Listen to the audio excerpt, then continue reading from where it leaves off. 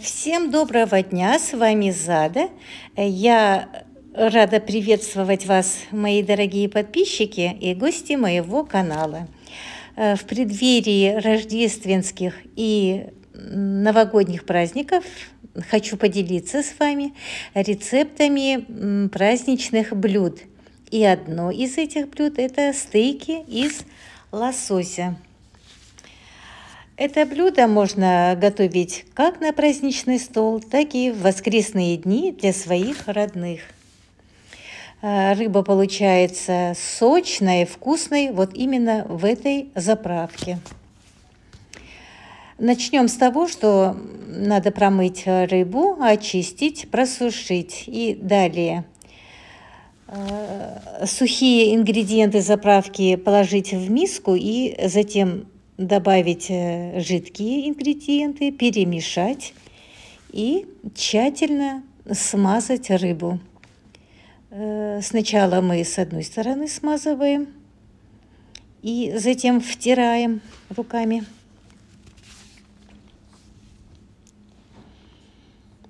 В эту заправку я положила сок половины лимона и также эту цедру тоже добавила в заправку.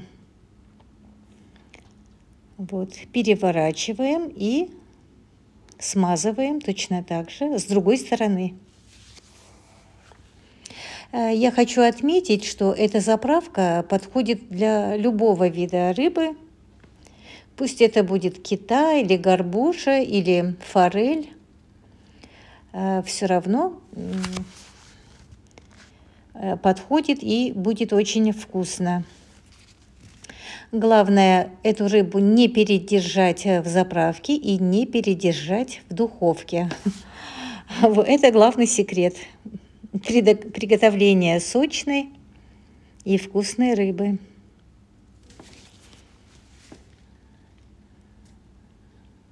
Вот так вот мы тщательно смажем заправку, и в таком виде можно оставить на час на столе.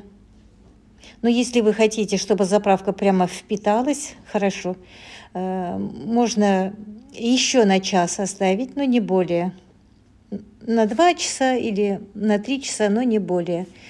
Но тогда вы вынесете его на холод, накрыв пленкой либо крышкой. Рыбу можно подавать как с гарниром, так и без гарнира. Я приготовила припущенный рис и подала с рисом, а вы уже по своему усмотрению готовьте. Рыба уже замариновалась моя, и начнем готовить сковородку. Ее надо накалить на сильном огне. С маслом я не смазывала, начала выкладывать рыбу, но затем я масло подливала. Все-таки в заправке масла оказалось меньше, чем я предполагала. Вот, понемногу подливала масло. И с одной стороны надо 2-3 минуты жарить до румяности. И с другой стороны точно так же.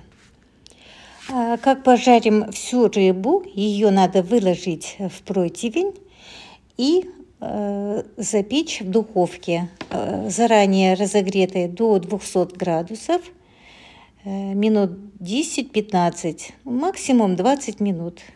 Конечно же, ориентируйтесь по своей духовке, но не более. Если ее передержать в духовке, то она станет сухой. И как приготовиться? С духовки надо вытащить противень с рыбой. Иначе, если вы оставите в духовке, также она станет сухой. Я на семейные праздники, на дни рождения готовлю так рыбу. Получается вкусно, сочно. Попробуйте и вы также приготовить. Приятного аппетита!